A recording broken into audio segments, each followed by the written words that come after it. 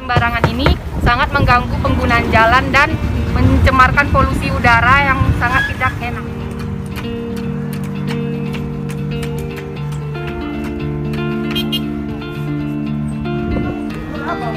Ada yang sampah ini, terkait sampah ini mengganggu nggak? Ya terganggu lah, pasti terganggu lah. Baunya ya kan, apalagi kalau orang lewat kadang buang sembarangan ya kan. Baunya pasti terganggu lah, kalau yang terganggu ya kan. Baunya ya. Oke, assalamualaikum warahmatullahi wabarakatuh. Ya, seperti yang kita lihat, banyak sampah di daerah yang bertempat tinggal di belakang Wilmar. Sampah ini sudah banyak. Kalau sejauh mata memandang, sampah ini jauh beberapa meter ke depan, sehingga menyebabkan kemacetan, bisa menyebabkan kemacetan dan bau yang tidak enak. Sehingga masyarakat di daerah tersebut sangat merasakan dampak baunya.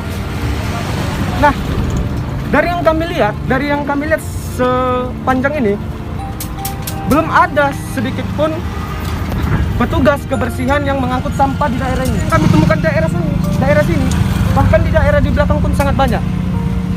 Sehingga ini perlu ditindaklanjuti sepenuhnya oleh pemerintah terkait yang ada di tempat.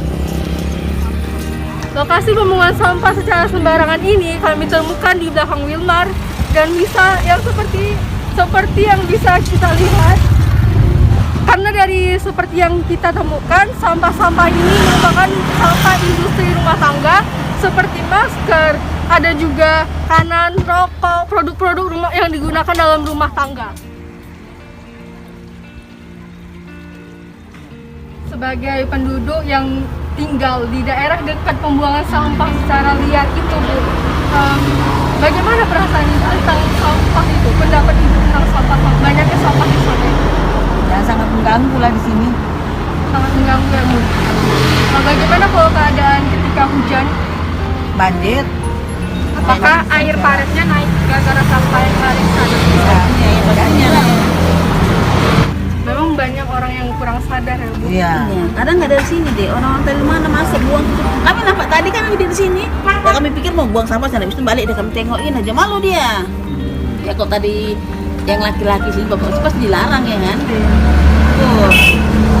Jadi banyak juga di sini tuh negur ya, Bu, tapi Nggak dihiraukan orang itu. nggak dihiris. Tapi sudah banyak beritaruh peringatan tuh kan. Sampah itu bukan sampah masyarakat, kadang sampah orang jualan, kulit durian, ada juga Buang gitu. sembarangan ya. Apa cabai itu dibuang gitu lah. Jualan-jualan yang musuh-musuh itu lah, jeruk, satu goni, satu keranjang itu. Itu dilakukan pengutipan nggak kalau untuk memungut sampah itu? Ada juga, cuman nggak terlalu sering. Pengutipan iuran gitu, Bu. Oh, nggak ada, sini nggak ada. iuran nggak ada. Iuran nggak ada. Enggak.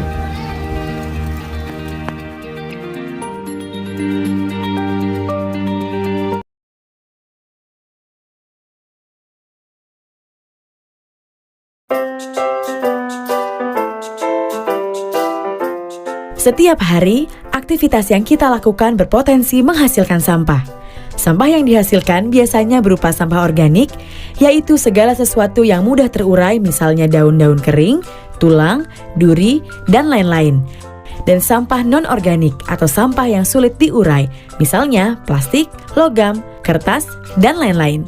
Karena dihasilkan setiap hari, pengelolaan sampah yang kurang baik bisa menimbulkan masalah. Sampah yang dibuang sembarangan akan menumpuk, berbau, dan menjadi tempat berkembangnya penyakit.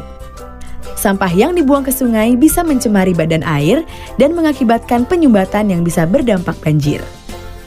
Sampah yang dibakar juga akan mencemari udara, menurunkan kualitas lingkungan, dan bisa berdampak pada pemanasan global. Selain itu, penumpukan sampah yang tidak terkelola juga tentunya akan menurunkan nilai estetika kota secara keseluruhan. Kalau sudah begini, rusaklah lingkungan kita. Bagaimana caranya? Pengelolaan sampah yang baik menjadi kunci. Pengelolaan sampah harus berwawasan lingkungan, menetapkan prinsip kemandirian yang produktif, dan mengedepankan prinsip 3R. Apa itu 3R? 3R. 3R adalah singkatan dari reduce, reuse, dan recycle. Reduce adalah upaya mengurangi timbulan sampah. Contohnya, memakai tas belanja, mengurangi penggunaan tisu, mengurangi penggunaan pampers. Reuse artinya upaya menggunakan kembali bahan atau barang supaya tidak langsung menjadi sampah. Contohnya, botol plastik tidak dibuang tapi masih dapat kita gunakan menjadi vas atau tempat pensil. Recycle artinya menggunakan kembali bahan yang telah melalui proses pengolahan, misalnya plastik bekas diolah menjadi biji plastik yang kemudian bisa diproses menjadi benda-benda plastik seperti ember misalnya. Nah, program 3R ini bisa menjadi salah satu solusi untuk menata lingkungan dalam penanggulangan sampah, antara lain melalui pembangunan infrastruktur TPS atau tempat pengolahan sampah yang berprinsip 3R. Pembangunan TPS 3R dilaksanakan dengan metode berbasis masyarakat guna mengurangi timbunan sampah yang diangkut ke TPA atau tempat pemrosesan akhir dan memanfaatkan sampah sebagai sumber daya sehingga umur TPA menjadi lebih panjang. Penanganan sampah di TPS 3R ini meliputi pemilahan sampah, pengumpulan sesuai hasil pilahan, proses pengolahan dengan metode composting dan daur ulang, dan pengangkutan residu ke TPA. Kegiatan berbasis masyarakat sangat menekankan pada partisipasi masyarakat, mulai dari tahap perencanaan, pelaksanaan, pengelolaan, sampai dengan pengawasan. Ini juga dilakukan pada program pembangunan TPS 3R. Program ini melalui beberapa tahapan, yang semuanya melibatkan peran aktif masyarakat, yaitu perencanaan. Tahapan ini dimulai dengan pemilihan lokasi melalui metode selotip atau seleksi lokasi partisipatif. Dilanjutkan dengan sosialisasi program, pembentukan kelompok swadaya masyarakat atau KSM, dan tim swakelola. Dalam tahapan ini, KSM didampingi tenaga fasilitator lapangan atau TFL membuat dokumen perencanaan yaitu RKM atau Rencana Kerja Masyarakat sebagai dasar persyaratan bantuan dari pemerintah melalui Satuan Kerja Pengembangan Sistem Penyihatan Lingkungan Pemukiman Daerah Istimewa Yogyakarta. Pelaksanaan. Masyarakat didampingi TFL melaksanakan tahapan pembangunan TPS 3R. Dalam tahapan ini, KSM dari tim swakelola menjadi pengelola kegiatan baik dari segi keuangan maupun segi teknis. Pengelolaan pasca konstruksi. KSM mengelola TPS 3R dengan cara mengolah sampah yang ada dengan memanfaatkan iuran dari pelanggan untuk biaya operasional, serta mengembangkan TPS 3R. Misalnya, membuat suatu bisnis plan dengan menjual kompos maupun sampah hasil pilahan karena sampah juga masih memiliki nilai jual, sehingga dapat meningkatkan ekonomi masyarakat. Sampah bisa berubah menjadi berkah apabila kita bijak dalam mengelolanya.